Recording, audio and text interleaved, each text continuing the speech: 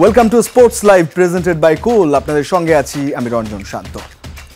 9 March দুবাইয়ে champions ট্রফির mega ফাইনালে মুখোমুখি হবে ভারত ও নিউজিল্যান্ড। ফাইনালে ইনফর্ম দুই ক্রিকেটার কেন উইলিয়ামসন আর রাচিন রবীন্দ্রের উপর ভরসা রাখতে চান New Zealand head coach Gary Stead. পাশাপাশি চোখ রাখতে চান ভারতের মিস্ট্রি স্পিনার বরুণ চক্রবর্তীর উপর। রাওয়ালপিন্ডিতে বাংলাদেশের বিপক্ষে ম্যাচ খেলে দুবাইয়ে উড়ে গিয়ে ভারতের বিপক্ষে গ্রুপ পর্বের শেষ ম্যাচ খেলে নিউজিল্যান্ড। পরদিন সকালেই আবার লাহোরে এসে একদিন বাদেই দলটা খেলে সেমিফাইনাল। লাহোর থেকে আবার আসতে হয়েছে ফাইনাল ভেনিউ দুবাইয়ে। শেষ 10টা দিন এক প্রকার দৌড়ের উপরে নিউজিল্যান্ড। চ্যাম্পিয়ন্স ট্রফির মেগা ফাইনালের আগে অবশ্য এগুলো নিয়ে চিন্তিত নন দলটার হেড কোচ গ্যারি স্টিড। আমরা ফাইনালে মাঠে নামার জন্য মানসিকভাবে ঠিক থাকতে চাই এবং আগামী 2 দিনে ওটাই আমাদের প্রধান লক্ষ্যের জায়গা। রাচিন রবীন্দ্র আর কেন উইলিয়ামসনের জোড়া সেঞ্চুরিতে সাউথ আফ্রিকাকে হারিয়ে ফাইনালে উঠেছে কিউইরা। অভিজ্ঞ উইলিয়ামসনের সঙ্গে 3 ম্যাচে 200 করা রাচিন আছেন অসাধারণ ফর্মে। নিউজিল্যান্ড ডাগআউটের বস এই দুই ব্যাটারের ফর্ম কাজে লাগাতে চান। অতিরিক্ত কিছু না করেই রাচিন বলে বলে রান তুলতে পারে, আর ওর বাঁহাতি স্পিন দলে ওকে খুবই গুরুত্বপূর্ণ প্লেয়ার বানিয়েছে। কেইনও অসাধারণ ফর্মে আছে। ও এমন একজন বড় মঞ্চে সবসময় ভালো করে। গ্রুপ পর্বে ভারতের বিপক্ষে হেরেছিল নিউজিল্যান্ড, যে ম্যাচটায় 5 উইকেট নিয়েছিলেন ভারতের মিস্ট্রি স্পিনার বরুণ চক্রবর্তী। ফাইনালে দুবাইয়ের স্লো উইকেটে ভারতের গুরুত্বপূর্ণ অস্ত্র হতে পারেন এই মিস্ট্রি স্পিনার। এতে কোনো সন্দেহ নেই যে বরুণ ক্লাস বোলার। আমাদের সঙ্গে আগের ম্যাচেই সে তার সামর্থ্য বুঝিয়েছে। এই ম্যাচেও সে বড় হুমকি। ইনজুরির জন্য ফাইনালে নিউজিল্যান্ডের হাইয়েস্ট উইকেট টেকার ম্যাট হেনরিকে পাওয়া নিয়ে শঙ্কা, যদিও কিউই হেড কোচ বলছেন তারা হেনরিকে খেলানোর সর্বোচ্চ চেষ্টাই করবেন। আফনান পিয়াল, যমুনা স্পোর্টস, দুবাই, সংযুক্ত আরব আমিরাত। দর্শক, চ্যাম্পিয়ন্স ট্রফি কভার করতে দুবাই আছেন সহকর্মী আফনান পিয়াল, সরাসরি যুক্ত হচ্ছেন তিনি। পিয়াল, ভারতের অনুশীলনে আসার কথা আপনি বলছিলেন, সেটা একটু জানাবেন তারা এসেছেন কিনা, আর একটা ব্যাপার একটু জানাবেন। আসলে আপনি পাকিস্তানেও ছিলেন, দুবাইও এসেছেন, আবহাওয়ার তো একটা পার্থক্য রয়েছে বইকি, এবং ভারতীয় দল এই কন্ডিশনেই খেলছে। পিচ যদিও ম্যাচ বাই ম্যাচ হয়তো চেঞ্জ হবে বা ফাইনাল ম্যাচ পরিবর্তন হবে পিচ, তবে এই ওয়েদারে কিংবা এই একই জায়গায় থাকার কারণে, লম্বা সময় প্র্যাকটিস করার কারণে একটু বাড়তি আত্মবিশ্বাস তারা পাচ্ছে কিনা? ধন্যবাদ রঞ্জন। ভারতের এই সময় আইসিসি একাডেমিতে অনুশীলন করার কথা, তারা এসেছেও, এবং যে ব্যাপারটা আজকে কিন্তু নিউজিল্যান্ড অনুশীলন করতে পারেনি, কারণ গতকালকেই তারা লাহোর থেকে দুবাই এসেছে। ওই একটা ভ্রমণ ক্লান্তির জন্য আজকে তারা রেস্ট করেছে। গ্যারি স্টিড তাদের হেড কোচ তাদের টিম হোটেলের সামনে কথা বলেছেন। আর যে ব্যাপারটা আপনি বললেন কন্ডিশন, দুবাইয়ে এখন কিন্তু 30 ডিগ্রি সেলসিয়াসের বেশি তাপমাত্রা। সেখানে আমি যখন লাহোরে ছিলাম, লাহোরে অধিকাংশ সময় 20 ডিগ্রি কিংবা তারও কম তাপমাত্রা ছিল, বাতাস ছিল, বৃষ্টি ছিল। অর্থাৎ তাপমাত্রার কিংবা কন্ডিশনের কিন্তু একটা পার্থক্য আছে, যেটা ম্যাচে কাজে লাগবে ভারতের। যেহেতু তারা এই জায়গাটায় সেট, সেখানে নিউজিল্যান্ডকে কিন্তু অ্যাডজাস্ট করতে হয়েছে।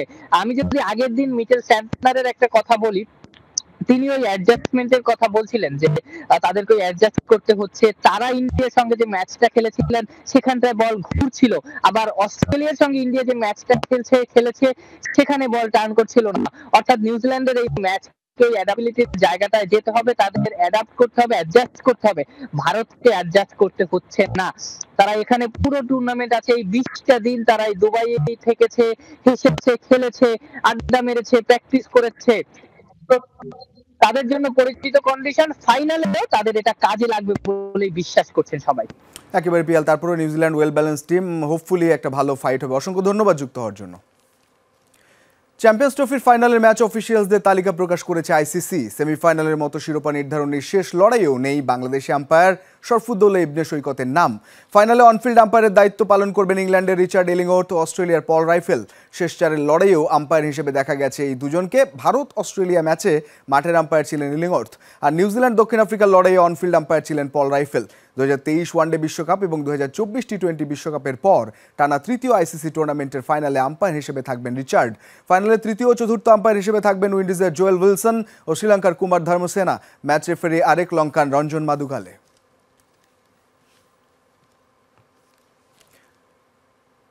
ওয়ানডে দলে কে হবে মুশফিকুর রহিমের বিকল্প? মাহিদুল অঙ্কন, ইয়াসির আলী, নুরুল হাসান, আফিফ হোসেন, আকবর আলীর মতো ক্রিকেটাররা আসতে পারেন বিবেচনায় বলছেন সাবেক নির্বাচক হান্নান সরকার। তবে কিপিং বিবেচনায় নিলে অঙ্কন, সোহান ও আকবরকে এগিয়ে রাখতে চান হান্নান। তবে বিকল্প আরেক সমাধান হতে পারে লিটন দাস ঢাকা লিগে রানে ফিরলে। ওয়ানডে ফরম্যাট থেকে অবসর নিয়েছেন মুশফিকুর রহিম। তামিম সাকিবের পর এবার হারাধনের আরও একটি ছেলেকে হারালো দেশের ক্রিকেট। এখন প্রশ্ন হচ্ছে মিডল অর্ডারের এই শূন্যতা কিভাবে মেটাবেন নির্বাচকরা? কারা হতে পারেন মুশির যোগ্য বিকল্প? এই প্রশ্নের উত্তরটা জানার চেষ্টা করি সদ্য সাবেক হওয়া নির্বাচক হান্নান সরকারের কাছ থেকে। স্বভাবতই মুশফিক না থাকাতে একটা ভ্যাকুয়াম তো তৈরি হয়েছে। কতটা চ্যালেঞ্জিং হবে সিলেক্টরদের জন্য? বললেন যদি মাহমুদুল্লাহর ক্ষেত্রে সেই ধরনের কোনো সিদ্ধান্ত এসে থাকে তাহলে দুইটা জায়গা একসঙ্গে। কিছুদিন আগে সাকিবের জায়গাটা আমরা দেখেছি খালি হয়েছে। সো এটা খুবই প্রত্যাশিত একটা ব্যাপার ছিল যে হয়তো অল্প সময়ের মধ্যে এরা তিনজন একসঙ্গে হয়তো মিডল অর্ডারের জায়গার পজিশনটা ছেড়ে দিবেন। দু একজন প্লেয়ার সেখানে এসেছে, অঙ্কন, আকবর, ইয়াসির, আফিফ, এদের পাশাপাশি শামীম, আপনি যেটা বললেন নিচের দিকে ব্যাট করে। সো ওই 4-5 জনের নাম অপশনটা দেখতে হবে এবং এর পাশাপাশি কিছু ইয়াং প্লেয়ার রয়েছে যাদেরকে রেডি করতে হবে ফিউচারের জন্য। বাট 27-এ ওয়ার্ল্ড কাপের জন্যই তারা এখন রেডি, সেটা আমি বলবো। Ariful one of them. তবে এখানে একটা কিন্তু আছে, মুশফিক তো কেবল ব্যাটার নয়, উইকেট রক্ষকও বটে। ওয়ানডেতে গ্লাভস হাতে দলের প্রথম পছন্দ ছিলেন তিনি। বর্তমান স্কোয়াডে ব্যাকআপ হিসেবে জাকির আলী অনেক থাকলেও তিনি কখনোই মূল কিপার হিসেবে বিবেচিত হন না। তাই তো ব্যাটিংয়ে মুশফিকের বিকল্প খোঁজার পাশাপাশি কিপিং সমস্যার সমাধানটাও করতে হবে নির্বাচকদের। আমার মনে হয় জাকির আলী অনেককে কিন্তু ব্যাকআপ হিসেবেই চিন্তা করা হয় ইন কেস অফ কনকাশন। আপনি অঙ্কন, আকবর এবং সোহান, এর মধ্যে সবচেয়ে এক্সপিরিয়েন্স সোহান। অঙ্কন আবার খুব ভালো খেলছে, আকবর আবার ফর লং রানে অন্যভাবে চিন্তায় রয়েছে। বাট এই মুহূর্তে আমার মনে হয় মিডল অর্ডার পজিশনে এই তিনজনের মধ্যে থেকেই কাউকে হয়তো 27-এ ওয়ার্ল্ড কাপের দিকে চিন্তাভাবনা নিয়ে যাওয়া যেতে পারে। এই সমস্যার আরও একটা সমাধানের পথ হতে পারে ঢাকা লিগে যদি রানে ফিরেন লিটন দাস, তাহলেই সমীকরণটা মিলতে পারে। ওপেনিংয়ের জন্য সৌম্য, তামিম, ইমনদের বিবেচনায় রেখে মিডল অর্ডারের জন্য চিন্তা করা যেতে পারে লিটনকে, ঠিক যেমনটা 2019 বিশ্বকাপে হয়েছিল। মিডল অর্ডারেও বেশ সফল ছিলেন লিটন দাস। লিটনকে এই ভূমিকায় নিলে ব্যাটিং আর কিপিং দুই সমস্যার সমাধানে মিলবে। লিটনের সঙ্গে একটা আলোচনার ডোর ওপেন করা যেতে পারে, সেখানে বসে প্ল্যান করা যেতে পারে লিটন আমরা তোমাকে আসলে এই পজিশনটায় চিন্তা করছি, তুমি কি চিন্তা করছো। সে যদি অ্যাগ্রি করে আমার মনে লিটনকে 4 নম্বর 5 নম্বর এরকম একটা জায়গায় যদি ইনক্লুড করা যায়, মুশফিকের ঘাটতিটা খুব সহজে ফিল আপ করা সম্ভব। এদিকে গুঞ্জন আছে মাহমুদুল্লাহ রিয়াদও অবসর নিতে পারেন দ্রুতই। তার বিকল্প পাওয়াটা অবশ্য খুব বেশি কঠিন হবার কথা নয়। শামীম পাটোয়ারি হতে পারেন রিয়াদের যোগ্য উত্তরসূরি। তবে সেক্ষেত্রে ঢাকা লিগে শামীমকে প্রমাণ করতে হবে নিজেকে। হাসানুর রহমান, যমুনা স্পোর্টস, ঢাকা। এবারে ঢাকা প্রিমিয়ার লিগের খবর। 250 রানের জুটির রেকর্ড হলো দেশের ক্রিকেটে। মিজানুল ইসলাম রবিন ও মাহফিজুর রহমান রনির সেঞ্চুরিতে ভর করে শাহিনপুকুর ক্রিকেট ক্লাবকে 7 উইকেটে হারিয়েছে ব্রাদার্স ইউনিয়ন। মিরপুরের ম্যাচে অগ্রণী ব্যাংক ক্রিকেট ক্লাবকে 4 উইকেটে হারায় গাজী গ্রুপ ক্রিকেটার্স। আর শেষ ম্যাচে ইয়াসির আলী রাব্বির অপরাজিত 143 রানে লেজেন্ডস অফ রূপগঞ্জকে 24 রানে হারায় ধানমন্ডি স্পোর্টস ক্লাব। দিনের শুরুতেই বিকেএসপির 4 নম্বর মাঠে মুখোমুখি হয় শাহিনপুকুর ক্রিকেট ক্লাব ও ব্রাদার্স ইউনিয়ন, যেখানে টস হেরে ব্যাট করতে নেমে 39 রানের উদ্বোধনী জুটি পায় শাহিনপুকুর। 40 রান করে অলোক কাপালির বলে কাটা পড়েন অনেক সরকার। চতুর্থ উইকেটে 105 রানের পার্টনারশিপ গড়েন রহিম আহমেদ ও রাফসান রহমান। জুটি ভাঙে 47 রানে রহিম ও 95 রানে অধিনায়ক রাফসান সাজ করে ফিরলে শেষ দিকে গোলাম কিবরিয়ার 21 রানে 9 উইকেট হারিয়ে 288 রানের সংগ্রহ পায় শাহিনপুকুর।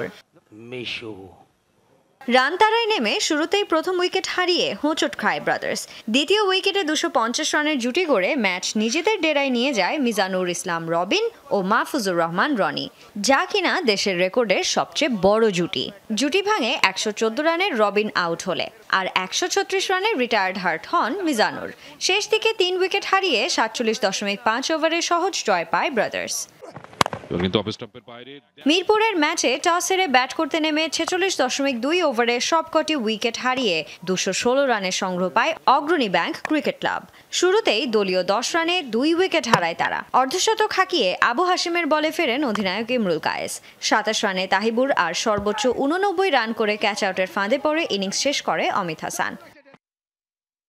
জবাবে 0 রানে ফেরেন অধিনায়ক এনামুল বিজয়। দ্বিতীয় উইকেটে সাদেকুর রহমান ও তোফায়েল আহমেদের ব্যাট থেকে 107 রানের জুটিতে ঘুরে দাঁড়ায় গাজী গ্রুপ।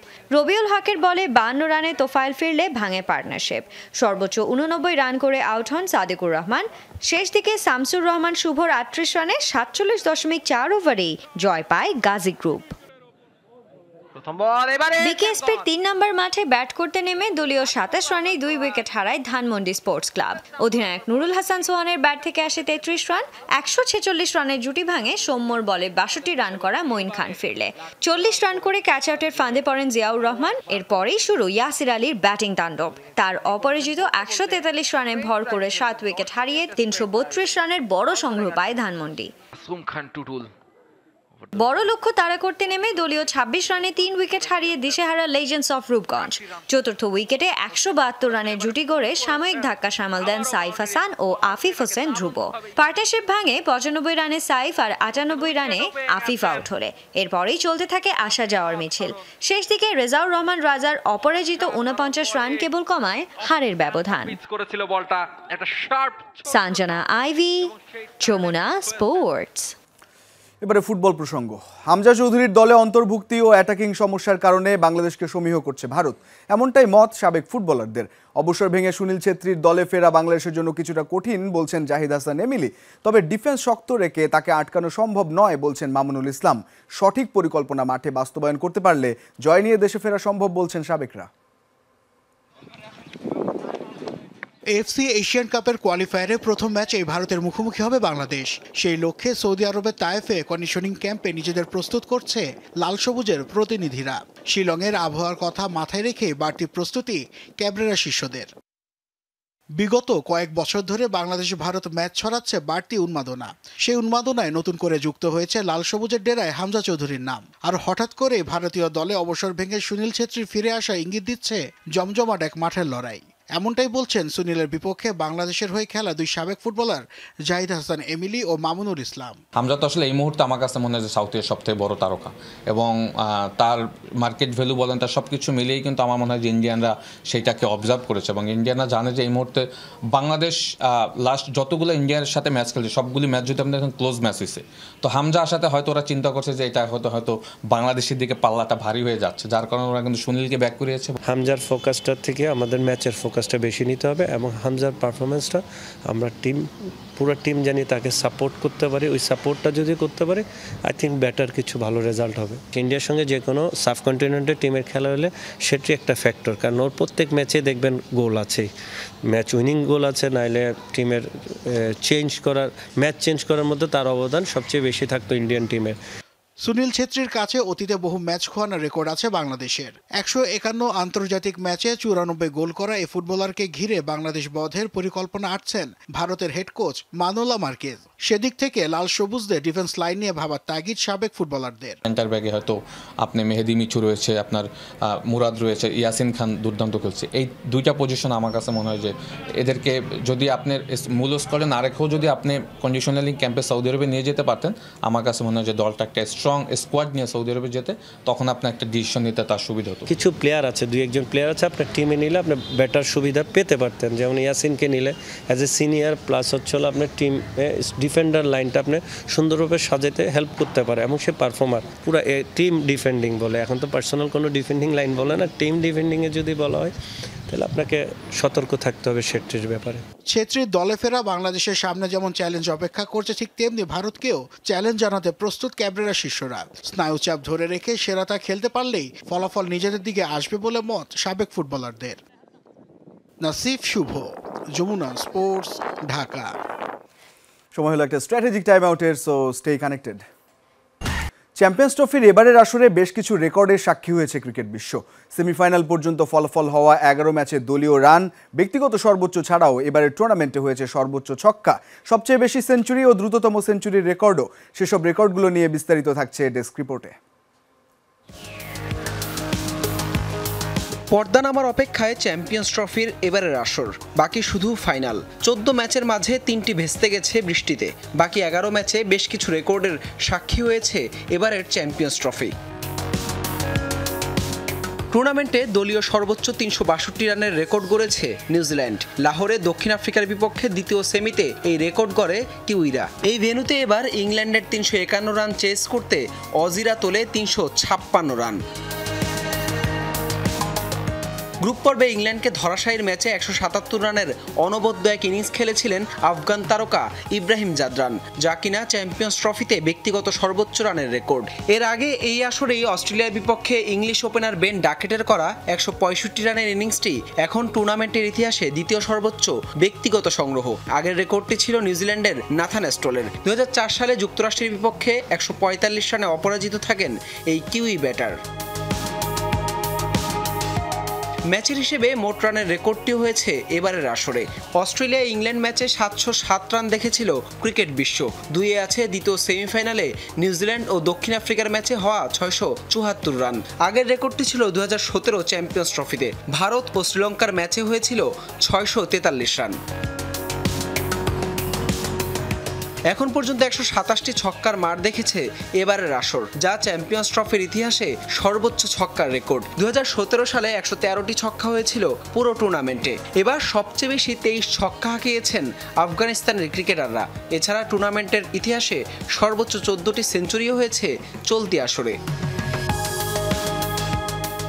আসরে দ্বিতীয় সেমিফাইনালে মাত্র 67 বলে সেঞ্চুরি হাঁকিয়ে দ্রুততম সেঞ্চুরির রেকর্ডটা দখলে নেন দক্ষিণ আফ্রিকার ডেভিড মিলার। এই আসরেই জশ ইংলিশের করা 77 বলে সেঞ্চুরিটি টুর্নামেন্টের ইতিহাসে দ্বিতীয় দ্রুততম।